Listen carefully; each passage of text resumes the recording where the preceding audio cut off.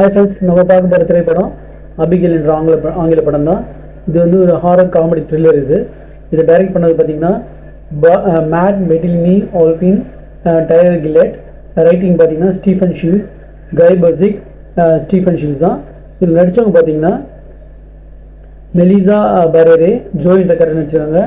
Don Stevens வந்து Frank என்ற கேரக்டரில், வில்லியம் கேட்ரிட், அலியா வே, Catherine Newton, Kevin துரன், Ziyan Carlo எஸ்பார்டோ, Angus cloud, Matthew குடே. இந்த படத்தில் வந்து பார்த்திங்கன்னா ரன்னிங் டைம் வந்து 1 hour 10 minutes போகுது. இது யுனைடெட் ஸ்டேட்ஸ் படம் தான். இந்த படத்தோட கதை வந்து பார்த்திங்கன்னா அபிகேல் டாட்டர்ஸ் ரெகுலர் டாட்டர்ஸ்ன்ற 936 யூனிவர்சல் பிக்சர்ஸோட கிளாசிக்கோட ஒரு தழுவல்ன்ற மாதிரி சொல்கிறாங்க.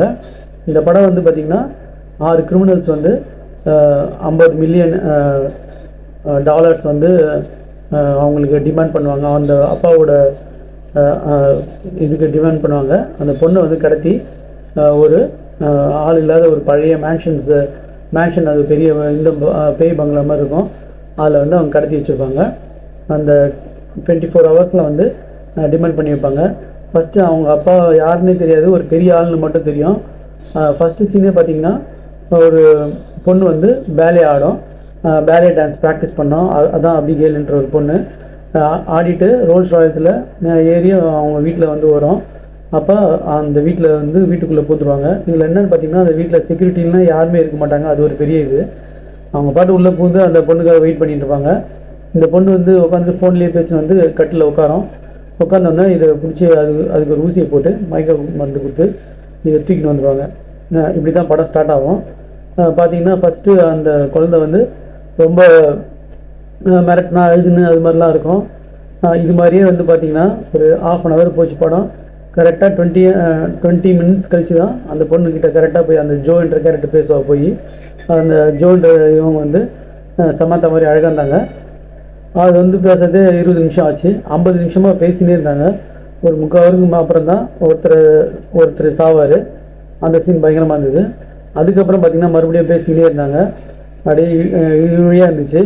இந்த 1 hour கிட்ட ஃபுல்லாக பார்த்தா பேசிக்கிட்டே தான் இருக்காங்க இந்த படத்தில். அடுத்த இதில் தான் இந்த பொண்ணு யாருன்றது தெரியும். அப்போ இந்த பொண்ணு வந்து எப்படி ஒருத்தரையாக பழி வாங்குதுன்றது தெரியும். இது நல்லா இருந்தால் இருந்தது. கடைசி 20 நிமிஷம் பார்த்திங்கன்னா நம்மளுக்கே போர் அடிச்சுக்கிற மாதிரி ஆயிடுச்சு. இந்த இதுலேயே வந்து இந்த பொண்ணு வந்து வேம்பயர் மாதிரி இதுவே அவங்களுக்கு அப்புறம் தான் தெரிய வரும்.